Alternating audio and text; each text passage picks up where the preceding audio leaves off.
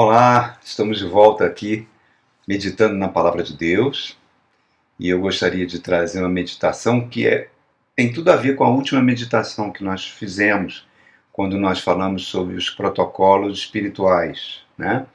Os protocolos espirituais para um novo ano. Eu convido você a assistir lá no nosso canal do YouTube.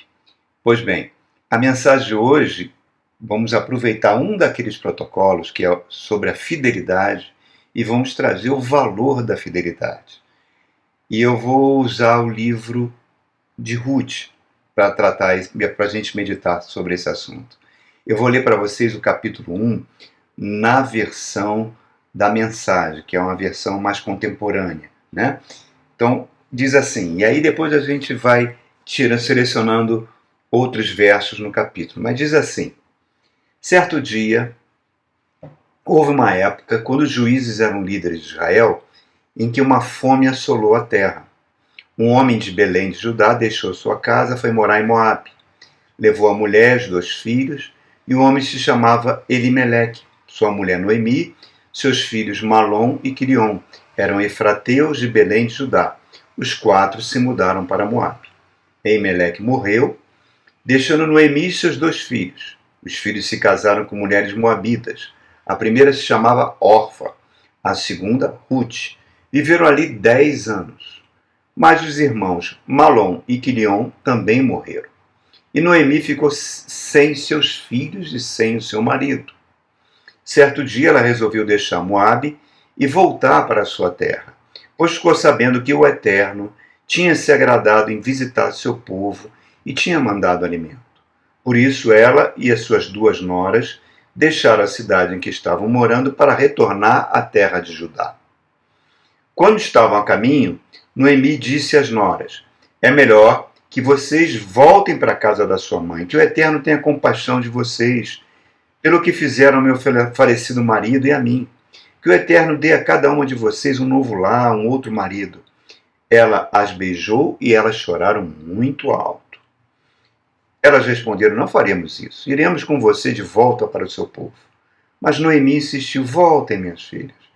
Por que vocês vão querer ir comigo?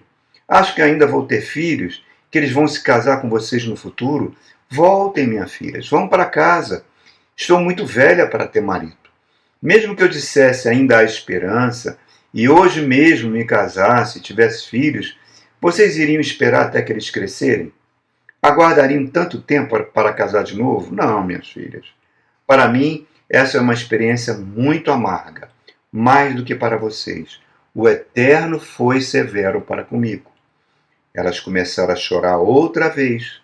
Orfa beijou a sogra e se despediu, mas Ruth abraçou Noemi e ficou com ela. Noemi disse: veja, sua concunhada voltou para casa para morar com seu povo e seus deuses. Volte com ela. Mas Ruth disse: não me force a abandoná-la. Não me faça voltar para casa. Aonde você for, eu também irei. Onde você viver, eu viverei. O seu povo será o meu povo, e o seu Deus, o meu Deus. Onde você morrer, também eu morrerei, e ali serei sepultada. Que o Eterno me ajude, nem a morte nos separará. Quando Noemi percebeu que Ruth estava determinada a acompanhá-la, desistiu de tentar convencê-la a ficar. Então as 2 foram para Belém. Quando chegaram a Belém, a cidade inteira comentou: será que é mesmo Noemi? Depois de tanto tempo ela está de volta. Ela respondia: não me chame de Noemi, mas de amarga. O Todo-Poderoso foi severo comigo. Saí daqui cheia de vida, mas o Deus de Israel me fez voltar sem nada, apenas com a roupa do corpo. Por que vocês me chamariam de Noemi? O Deus de Israel não o faria. O Todo-Poderoso arrasou comigo. Foi assim que Noemi voltou de Moabe. Com Ruth a Moabita, eles chegaram a Belém no início da colheita da cevada. Essa história é fantástica, irmãos. É a história de 2 mulheres improváveis, né? Na mensagem anterior, quando nós falamos sobre os protocolos espirituais, nós falamos sobre o valor da fidelidade. E o valor da fidelidade, lá em Provérbios, mostrava para nós que a fidelidade, lá em Provérbios 3, dizia que era um modo de alcançar o favor de Deus e a boa reputação entre os homens. Né? Todo início de ano novo, a gente faz muitos planos, nós estamos agora no final do primeiro mês do ano novo, porque é um tempo de renovação, de esperanças. O mundo celebra essa passagem de ano com voto de prosperidade, de saúde, e as pessoas começam com esse recomeço cheio de esperança. Mas quando o ano vai se desenvolvendo, né, problemas vão surgindo, às vezes surgem lutas, às vezes surgem coisas muito mais difíceis, né? E as pessoas vão esquecendo das promessas de Deus. A gente começa a achar que Deus está muito ocupado, está fazendo, de repente, uma galáxia, uma nova estrela para se preocupar com a nossa vidinha, né? E muitos cristãos pensam dessa forma. Muitos homens e mulheres de Deus, quando estão passando por lutas, por problemas, tendem a sentir esse sentimento, né? E é por isso que eu estou trazendo essa história. E qual é o contexto dessa história? Ela começa dizendo que é o período dos juízes. O período dos juízes, ele começa depois da morte de Josué, quando o povo já está instalado, conquistado a terra prometida, e vai da morte de Josué até o primeiro rei de Israel, que é Saul. O último dos juízes foi Samuel, né? Esse período dura em torno de 350 anos e 400 anos. E o que marca esse período? O que marca, o livro de Juízes mostra, que é um período de caos, é um período de confusão, é um período de guerras, é um período de derrotas, é um período que os inimigos avançam sobre Israel, tomam posse das riquezas de Israel. Há um período de seca, de crise econômica, de revoltas sociais, de fome. Tudo isso porque o livro deixa bem claro que tudo isso acontece porque o povo se esqueceu da lei de Deus, dos mandamentos de Deus. Aí, o que acontece? O povo começa a clamar, numa situação de desespero, pede perdão a Deus, Deus perdoa esse povo, Deus levanta um juiz, e ao levantar esse juiz ele consegue vencer os inimigos, e de repente a prosperidade volta para o país. Aí passa-se um tempo de bonança, aí o povo volta a esquecer das leis de Deus e volta para a idolatria, e volta para caminhos terríveis, e Deus novamente disciplina esse povo. E assim a história de Juízes. E essa história, esse contexto, é o contexto dessa família. Essa família vive em Belém de Judá. Belém significa a casa do pão, né? Aponta para o nosso Senhor Jesus, que é o pão da vida que nasceu em Belém. Eles estão vivendo lá em Meleque, com sua esposa Noemi e seus dois filhos, quando eles experimentam uma crise econômica muito forte, com seca, com fome. E Emelec, ao invés de ficar no país, de enfrentar essa crise com a ajuda de Deus, ele resolve ir para Moabe. Ele migra para Moabe. Vai para Moabe na condição de imigrante. E Moabe é um país hostil a Israel. Moabe, ele começou... Moabe, esse personagem Moabe, ele está atrelado à história de Ló. Quando Deus destruiu Sodoma e Gomorra e os anjos tiram a família de Ló antes da destruição, né, ele sai com a sua esposa e com suas duas filhas, porque os noivos delas não quiseram ir com ela. Deus destrói completamente Sodoma e Gomorra, e no meio do caminho a esposa de Ló é transformada numa estátua de sal, e essas duas filhas elas embebedam o pai, dão bebidas alcoólicas fortíssimas, ele fica bêbado, e numa determinada noite, cada uma das filhas tem relação sexual com o próprio pai e engravidam. E surgem duas crianças. Moabe é filho de uma e Amon é o filho do outro. Eles vão formar duas nações, a nação dos Moabitas e as nações dos Amonitas, que nasceu de um incesto.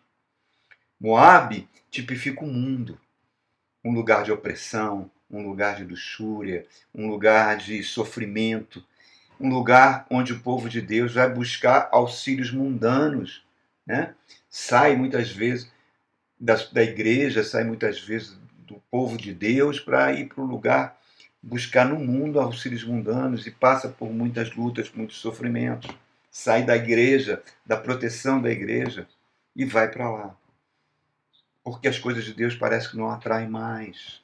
A pregação parece que não atrai mais. Né? Então tenta buscar auxílio num lugar de maldição. E eles vão na condição de imigrante. Irmãos, imigrante, desde que o mundo é mundo, é uma situação extremamente desfavorável. Né? A gente vê até os dias de hoje. Né? Os africanos que tentam desesperadamente atravessar o mar Mediterrâneo vão naqueles botezinhos com famílias inteiras, com crianças, com pessoas idosas, atravessam o mar Mediterrâneo, chegam nas costas da Itália, muitos morrem nessa travessia, muitos são tratados. Quando chega no outro país, sempre é tratado muito mal. Vê os refugiados da Síria que chegaram na Europa, foram muito maltratados. Os refugiados que fogem da guerra da Ucrânia e vão para outros países são tratados como cidadãos de segunda categoria. Os venezuelanos que vieram para o norte do Brasil também foram muito maltratados. Os afegães que saíram lá depois que o Talibã assumiu o poder, alguns vieram até para o Brasil e não encontraram nada, não encontraram emprego. Os mexicanos que tentam atravessar a fronteira dos Estados Unidos, famílias inteiras, juntamente com famílias de brasileiros, eles arrancam os filhos dos pais, colocam os pais na cadeia. Quer dizer, é uma situação horrível. Horrível. Como era horrível na época deles. Então ele entra na condição, ele foge de uma crise econômica, né? E vai encontrar o que é nesse país? Vai encontrar a morte. A morte. Os imigrantes parecem que são sempre alvos de preconceito, de violência, de desprezo.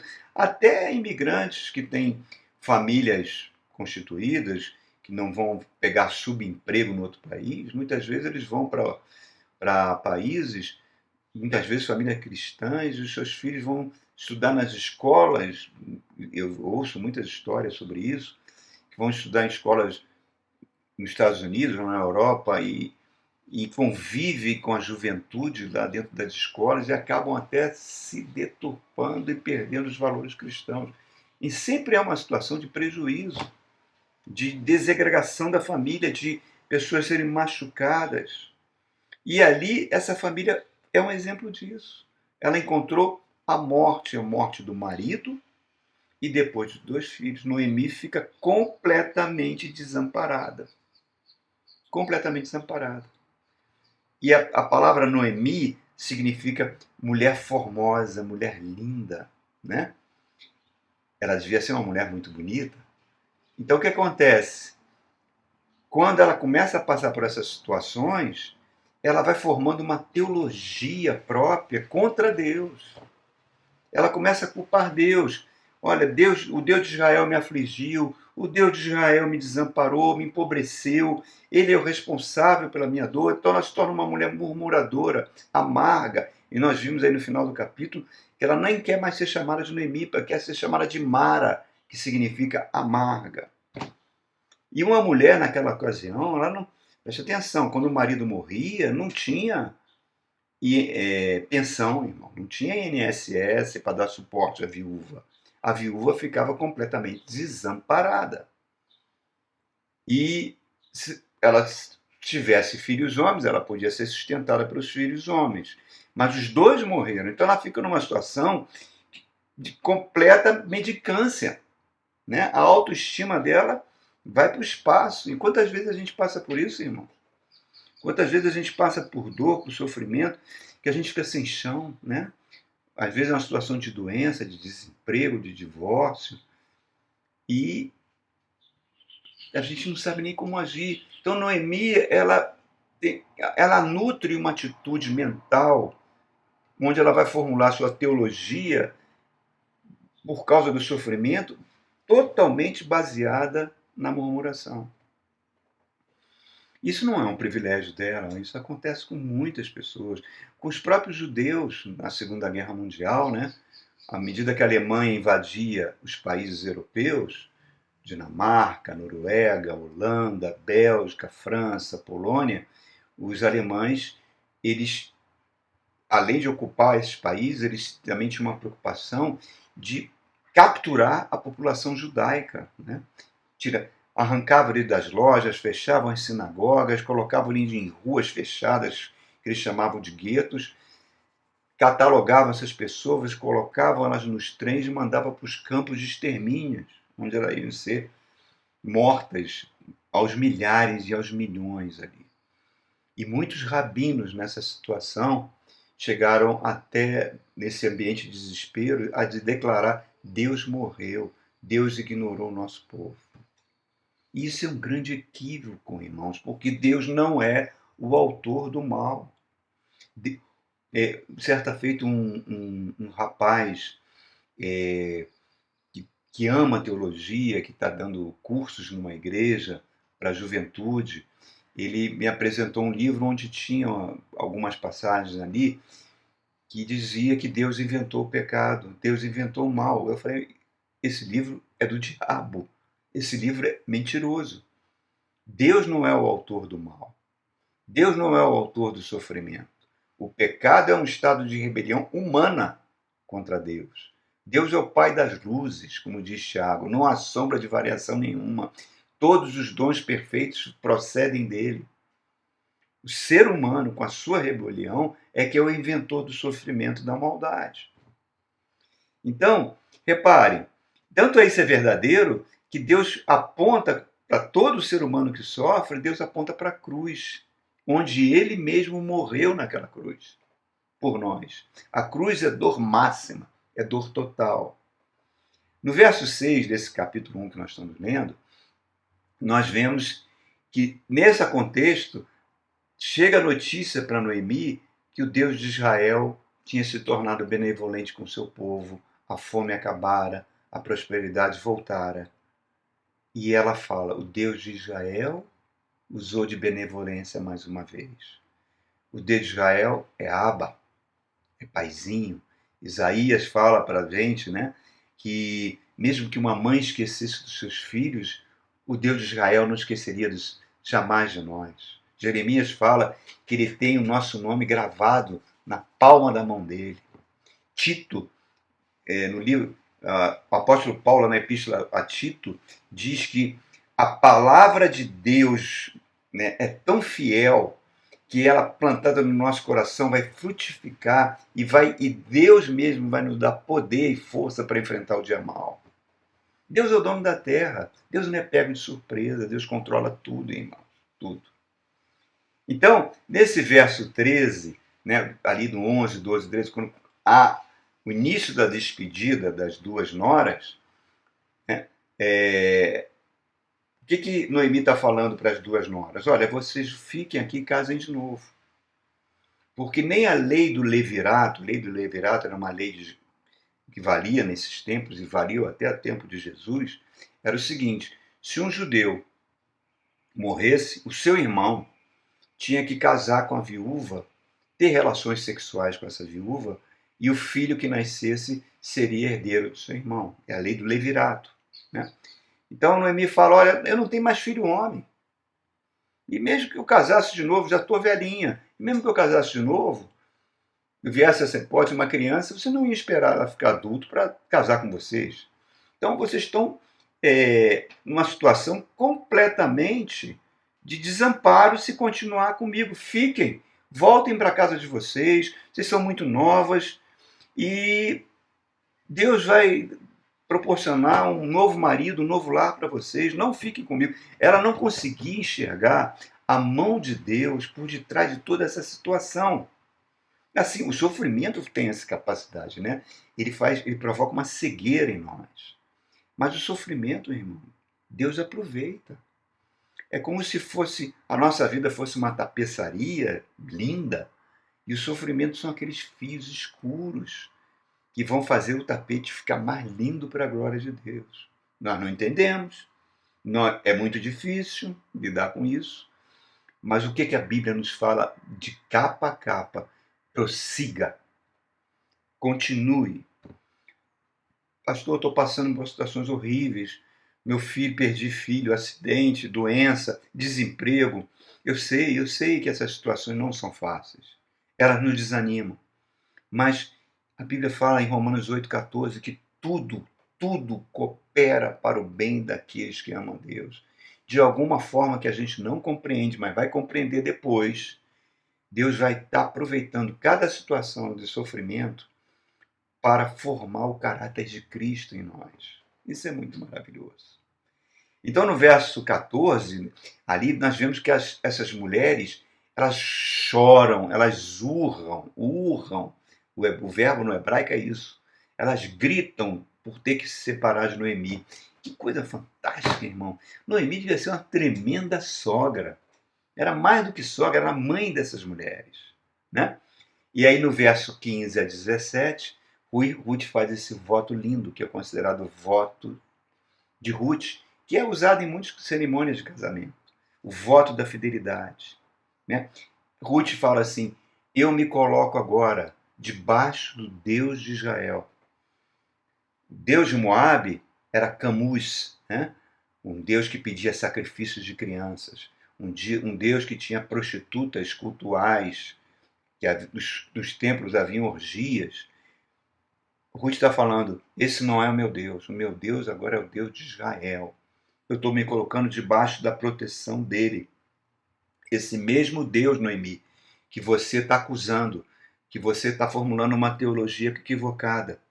Eu vou ficar debaixo da proteção, eu não vou te abandonar. E isso a gente vê, a fidelidade, ela não se limita, irmãos, a vantagens pessoais. Incrível isso, né? A fidelidade não se limita a situações transitórias, a tempo, a religião, não. E Deus honra a fidelidade, seja ela conjugal, seja uma fidelidade aos pais, seja a fidelidade à sua igreja, ao seu pastor, aos irmãos, aos colegas de trabalho. Ruth é uma moça nova, bonita, né? E ela está voltando agora para Israel, ela vai voltar numa condição muito pior, porque ela vai voltar como estrangeira, como imigrante, vindo de uma nação inimiga de Israel. Entendeu? E ela, além disso, ela está amarrando a sua vida à vida de Noemi. Ela está amarrando a vida dela à vida de uma anciã derrotada, uma anciã que não tem futuro. Ela escolhe ficar, mesmo quando tudo está ruindo ao seu redor.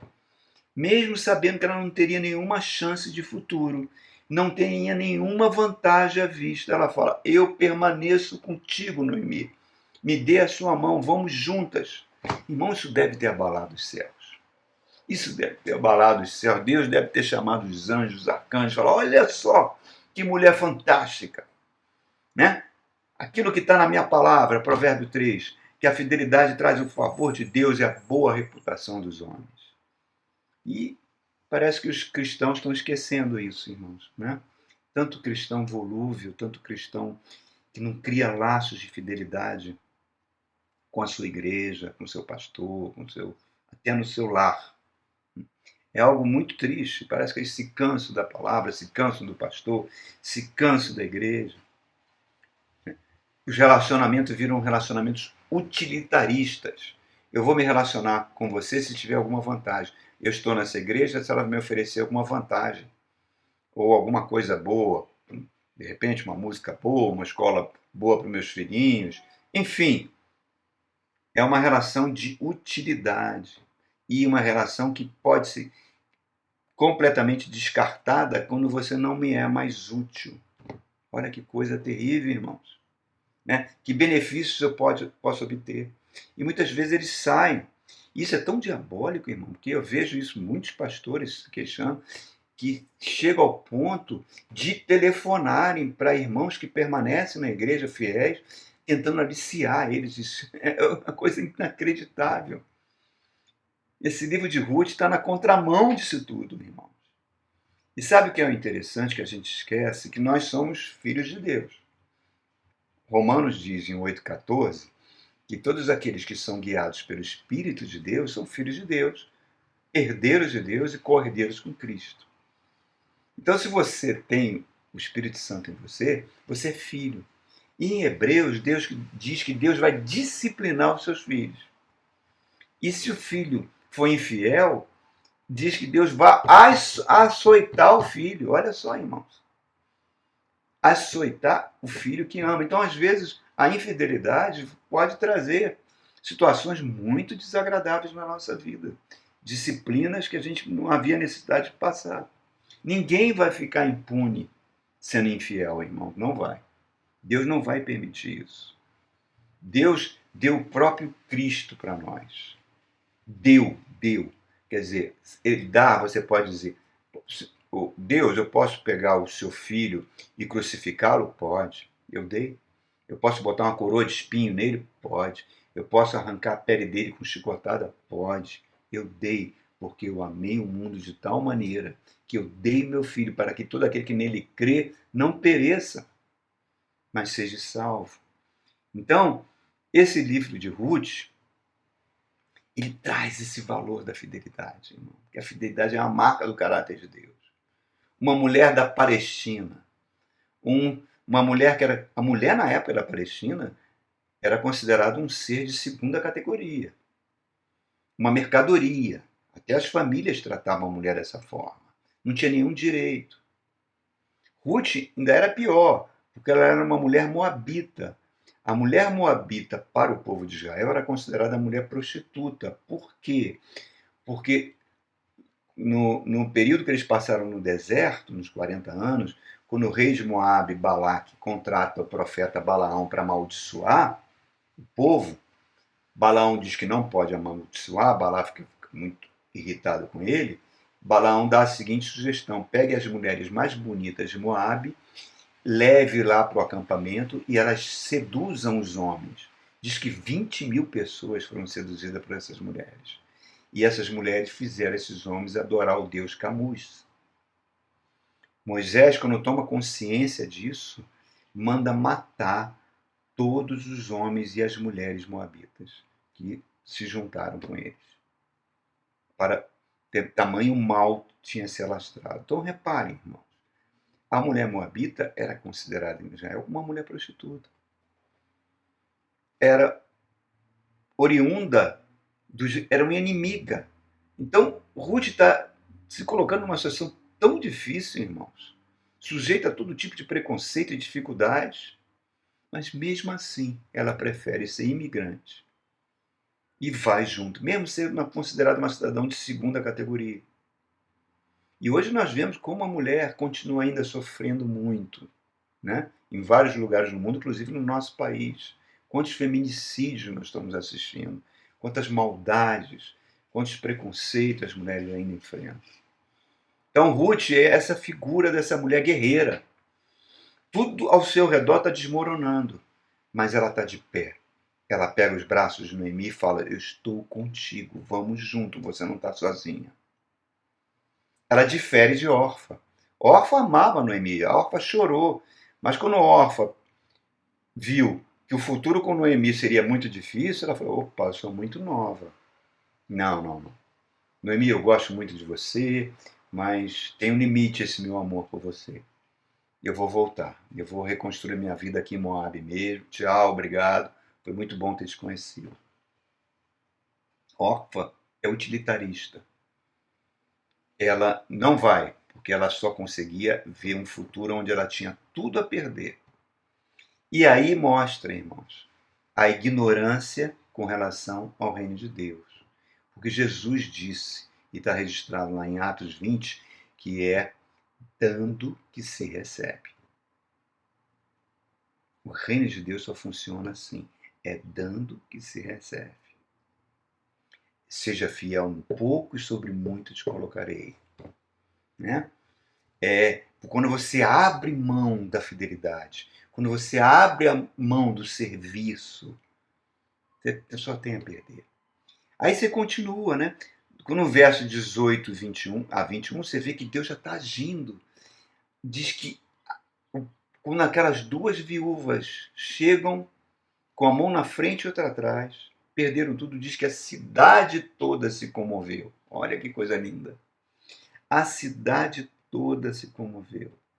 Provérbio 16 diz: quando o caminho do homem é agradável ao Senhor, ele reconcilia ele com seus inimigos.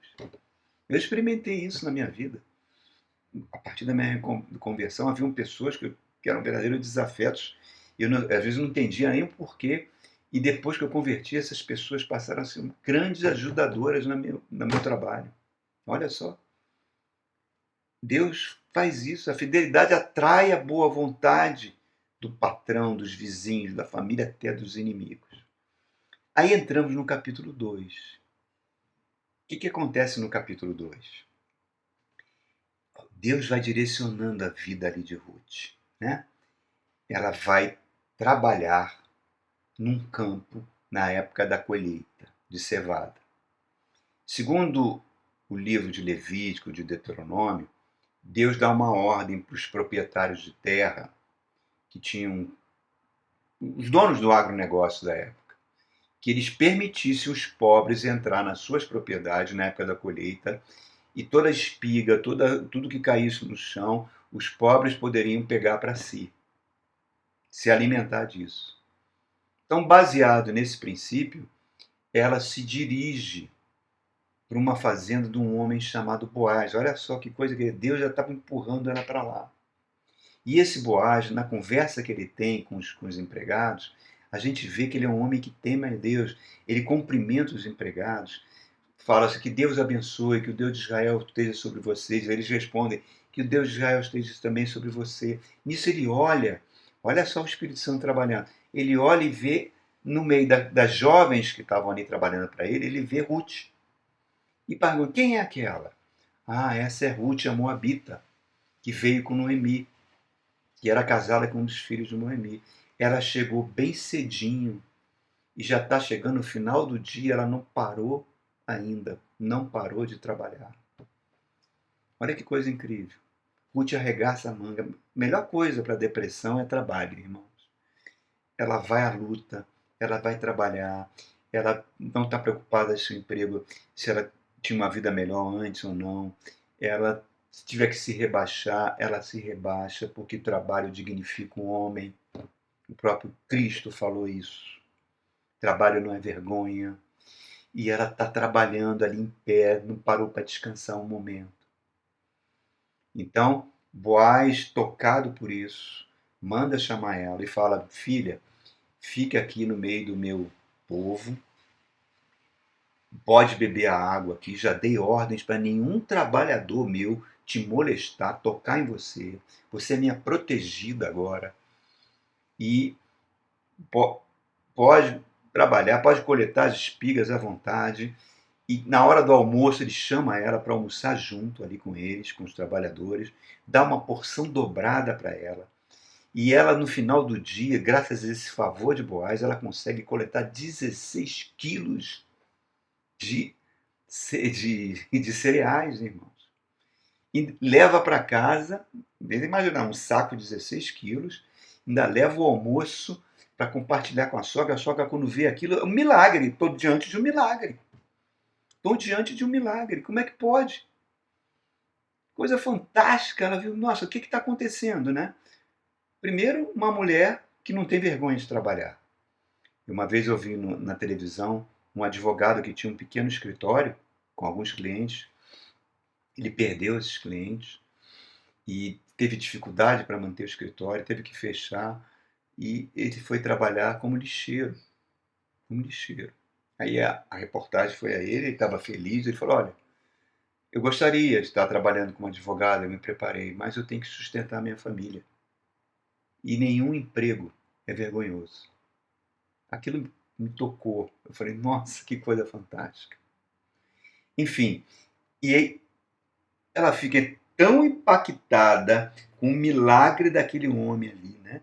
Aquele homem movido pelo coração de Deus. Noemi fala, olha só, como é que pode?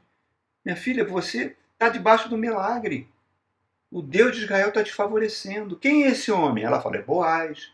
Aí ela fala, não, esse Boaz, ele por direito de família é um resgatador do meu marido. Quer dizer, significava o seguinte, se a viúva tinha que procurar alguém da família que poderia comprar a propriedade dela, pagar em dinheiro, e se ela fosse nova, ele poderia até casar com ela.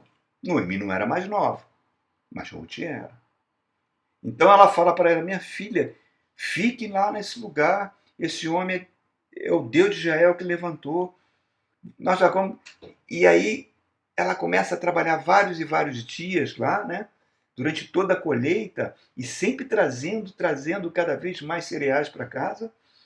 E elas conseguem superar a situação de indigência, porque ela deve ter vendido esses cereais, passa a ter uma renda. Isso, e ela, a Bíblia fala que Ruth continuou morando com a sua sogra, prosperando e morando com a sogra. A gente vê aí a Shakira, né, construindo um muro em frente à casa da sogra, botando uma imagem de uma bruxa, e a sogra para ela se tornou uma pessoa não grata. Então, só fazendo essa comparação dessa mulher com um coração fantástico. E Boaz é um homem maduro. Um homem maduro, ele se encanta por uma mulher, não é um tanto pela aparência física dela, mas principalmente pela virtude que ela tem. Então, apesar, não sabemos, né? Podemos supor que Ruth era uma mulher jovem, até bonita, mas o que atraiu em Boaz por ela foi a virtude de ser aquela mulher fiel, aquela mulher que está cuidando da sogra desamparada, aquela mulher que arregaça mangas, vai trabalhar, não tem vergonha de trabalhar. Então ele fica embevecido por ela. E eu me lembro que certa feita, alguns anos atrás, eu dei aula numa faculdade particular aqui da cidade, e na sala aconteceu uma coisa engraçada. Metade da sala era ocupada por mulheres e metade da sala ocupada por homens, todos solteiros, à noite, acho que na faixa de 30 e poucos anos. E um dia eu brinquei, falei assim, vem cá, por que vocês não começam a namorar entre si? Por que vocês não se casam? Bando de solteiro. Gente, aqueles rapazes começaram a falar palavras horríveis sobre a reputação daquelas mulheres. E essas mulheres respondiam com palavrões. Criou um clima horrível. Não sei porque eu fui falar aquilo. Mas mostra isso, irmão. Né? Como é importante você enxergar numa mulher, numa futura companheira, uma pessoa virtuosa. Ou então uma mulher enxergar num rapaz uma pessoa virtuosa, temente a Deus. Né? Nós falamos, né, no último encontro, uma moça cristã que foi se apaixonar por um camarada e destruiu a vida dela. Está lá no protocolo de espirituais, vai lá ouvir. Então reparem, irmãos, é uma coisa fantástica essa Ruth. Aí no capítulo 3, Noemi fica muito... Fala, olha, Ruth, é o seguinte, você tem que casar de novo. Você tem que casar, você é nova, você é bonita, nós temos que arrumar um marido, uma família para você, e a pessoa certa é esse Boaz, porque ele está encantado por você.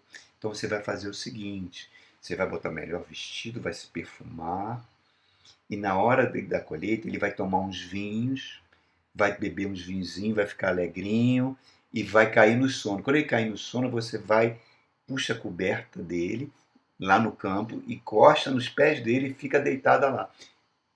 E observe o que ele vai fazer, que eu tenho certeza que ele vai fazer. E ela segue rigorosamente os conselhos da sogra, vai vestida para matar e acontece exatamente isso. Ele bebe, fica alegrinho, com sono e ela deita aos pés dele. Quando ele acorda, leva um susto, dá mais cereais para ela, fala para ela ficar na dela, né? E o que acontece? Ela volta, conta tudo para Noemi, ela falou, agora você vai ver, ele é o nosso resgatador, enquanto ele não resgatar você, ele não vai sossegar. E é exatamente isso que acontece. No capítulo 4, ele chama os anciãos da cidade, ele era o segundo na fila de resgatador, chama o primeiro, olha, Noemi morreu, perdão, o marido de Noemi morreu, os seus filhos morreram, tem Noemi e a sua nora estão lá. Você quer comprar a propriedade delas? Ah, quero sim, vou comprar. Tá bom, agora ouve só. Se você comprar, você vai ter que levar Noemi para sua casa e vai ter que casar com Ruth. E ela vai. As duas agora vão ser participantes da sua herança. Ele, opa, não quero dividir minha herança, não. Passo o meu direito para você. Então, o que acontece?